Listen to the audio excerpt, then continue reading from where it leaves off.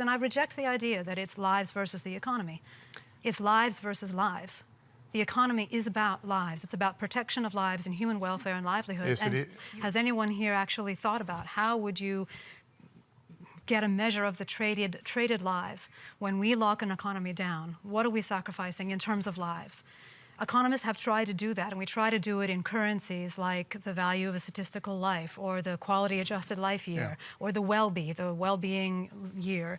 And those quantities enable you to think about lives on one side versus lives on the other. And I mean, if you do that kind of calculus, you realize very quickly that even with a very, very extreme epidemic in Australia, we are still potentially better off not having an economic lockdown in the first place because of the incredible effects that you see, not just in a short-run way, but in many, many years to come. How can you say that? How can you say that? Like, we're avoiding what's happened in the UK, what's happening in the US, the idea of having our ICUs overrun, our healthcare workers dying as well, is just the most horrible thought. It's horrible. It's horrible either way. The coronavirus has made the world awful.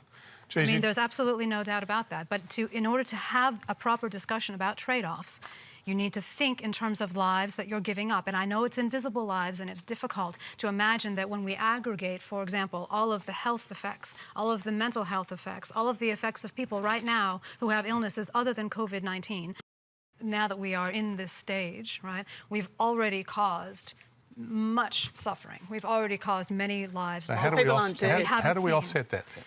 It's very difficult. I mean, a functioning economy delivers welfare, you know, the best of any system that we've ever come up with as a human species.